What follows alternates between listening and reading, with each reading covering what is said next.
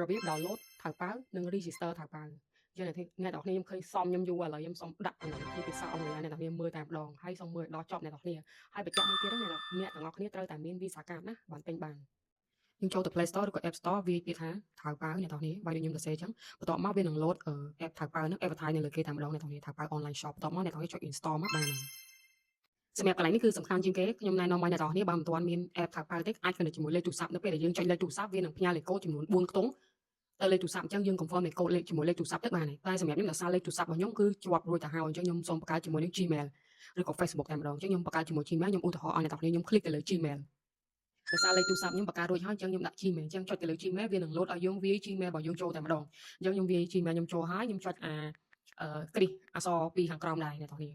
បន្ទាប់មកវាក៏ឲ្យយើងវាលេខសម្ងាត់របស់ Gmail របស់យើងចូលអញ្ចឹងខ្ញុំវាចូលហើយចុចសញ្ញាអត្តកូដបន្ទាប់មកវានឹងផ្ញើលេខកូដចំនួន4ខ្ទង់ទៅខាង Gmail របស់ខ្ញុំអញ្ចឹងខ្ញុំចូលទៅបើក Gmail ដើម្បីវាយ password ចូលតែម្ដងអ្នកនរគ្នាដូចលេខទូរស័ព្ទដែរអ្នកនរគ្នា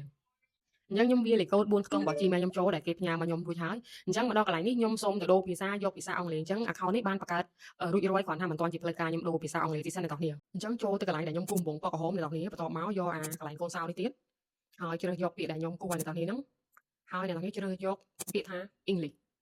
អង់គ្លេសអក្សរអង់គ្លេសហ្នឹងណាហើយចុចពាក្យ confirm ទៅបាន version អង់គ្លេសអ្នកនរគ្នាអញ្ចឹងដូរមកចិនវិញក៏កន្លែងហ្នឹងដែរ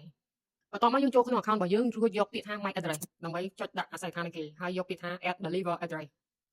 ចឹងកន្លែងនេះយើងចុចពាក្យ address របស់យើងមកហើយបន្ទាប់មកយកពាក្យ Cambodia បើសិនជាវាអត់ចាញ់ Cambodia សូមចុចយកពាក្យ Cambodia ទៅមកដល់ Cambodia ហ្នឹងគេនឹងឲ្យយើងរើសថាយើងនៅណានៅក្រុងឬក៏នៅខេត្តអញ្ចឹងបើសិនជានៅក្រុងយើងជ្រើសយកក្រុងទៅបើយើងនៅខេត្តយើងជ្រើសយកខេត្តទៅអញ្ចឹងខ្ញុំឧទាហរណ៍ទៅលើខេត្តមួយអញ្ចឹងខ្ញុំហកមើលនេះសិតខេត្តអ្នកនរគ្នាអញ្ចឹងយើងមើលទៅថាយើងស្ថិតនៅក្នុងខេត្តអីអញ្ចឹងខ្ញុំស្ថិតនៅក្នុងខេត្តកណ្ដាលខ្ញុំសូមជ្រើសយកខេត្តកណ្ដាលហើយបន្ទាប់មកគេសួរយើងថានៅក្នុងស្រុកអីអញ្ចឹងយើងចុចបន្តទៅលើស្រុកយើងយកដាក់ VI មកហើយនៅក្នុងឃុំអីគេឲ្យយើងចុចភូមិឃុំប៉ុណ្ណឹងហើយគេនឹងឲ្យយើងចុច address line មួយទៀតនៅភ្នំពេញក៏អញ្ចឹងដែរគេឲ្យយើងជ្រើសរើសសង្កាត់អីអញ្ចឹងទៅភូមិអីអញ្ចឹងទៅអ្នកនរគ្នាអញ្ចឹងនៅកន្លែងនេះបើសិនអ្នកនរគ្នានៅភ្នំពេញសូមចុចដាក់លេខផ្ទះលេខផ្លូវឬក៏ទីតាំងណាច្បាស់មួយឲ្យគេនៅក្នុងហ្នឹងអ្នកនរគ្នាអញ្ចឹងសម្រាប់អ្នកនៅខេត្តយើងអត់មានកន្លែងសម្គាល់ឬក៏មានលេខផ្ទះលេខផ្លូវទេយើងដាក់ភូមិឃុំឲ្យគេកន្លែងហ្នឹងមកអ្នកនរគ្នាឬក៏សរសេរថាប៉ុណ្ណឹងហើយថែមកន្លែងសម្គាល់ថានៅចិត្តអីម្ដុំអីអញ្ចឹងណាឲ្យគេថែមគេទៀតមកហើយមិនដាក់លេខទូរស័ព្ទកន្លែងហ្នឹងទេហើយកន្លែងនេះ full name មានន័យថាឈ្មោះអ្នកនរគ្នាអញ្ចឹងសរសេរឈ្មោះមកដាក់ឈ្មោះយើងមកដាក់ nickname ក៏បានដាក់ full name ក៏បានដែរហើយសម្រាប់លេខទូរស័ព្ទសូមដាក់លេខ0ពីមុខផងហើយចុចពេលដែលដាក់លេខទូរស័ព្ទហើយចុចតាមខ្ញុំមកអ្នកទាំងនេះទាញនេះមកខាងនេះឲ្យវាចេញពណ៌តក្រួចមក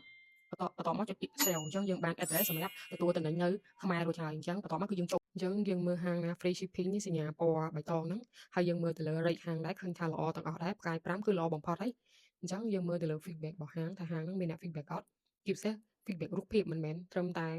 ហាងខ្លះក៏មាន feedback ដែរប៉ុន្តែមានរូបភាពអញ្ចឹងខ្ញុំក៏ណែនាំអ្នកទាំងនេះទិញដែរអញ្ចឹងចូលទៅមើលហាងនេះអានេះ out of stock ហ្នឹងមានន័យ show out ហ្នឹងមានន័យថាវាអត់មាន stock ទេអញ្ចឹងយើងរកតំណែងណាដែលមាន stock ទៅយើងមើលពណ៌ផ្សេងសូមពុកនេះខ្ញុំឧទាហរណ៍ទៅលើតំណែងមួយនេះមានពណ៌អញ្ចឹងយើងចង់មើលចិត្តយើង select វាមកមើលចិត្តមកបន្ទាប់មកមើលទំហំតែអ្នកធ្វើចង់បានទំហំប៉ុន្មាន1.2 x 2 ម៉ែត្រហើយមានសូមពុកទៅទេមានសូមពុកនិងសូមខ្នែកកោយ2យើងមើលតាមហ្នឹងបន្ទាប់មកចុចពី add to cart បន្ទាប់មកខ្ញុំត្រឡប់ទៅវិញទៅមើលក្នុងកញ្ចក់របស់ខ្ញុំមើលពីតំណែងដែលខ្ញុំត្រូវទិញអញ្ចឹងខ្ញុំចុចទៅលើតំណែងហ្នឹងមួយទោះបីជាខ្ញុំទិញអត់គ្រប់$14ក៏គេ free ដឹកដែរដោយសារខ្ញុំជា user ថ្មី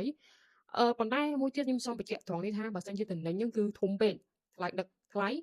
គេអត់អាចឲ្យ free ទេគេគិតថ្លៃដឹកប៉ុន្តែគេនៅ discount ឲ្យព្រោះឯអ្នកខ្លះក៏គាត់ឆ្ងល់ដែរថាខ្ញុំ user ថ្មីហេតុអីគេគិតថ្លៃដឹកដោយសារអ្នកទាំងគ្នាជ្រើសរើសតំណែងដែលធំពេកមកដល់ឡើងនេះត្រូវចុច Visa card អញ្ចឹងបើអត់មាន Visa card ទេទិញអត់បានទេ Visa card ឬ Alipay អញ្ចឹងយើងនៅខ្មែរអញ្ចឹងយើងភាគច្រើនយើងមានទៅលើ Visa card អញ្ចឹង Visa card នៅក្នុង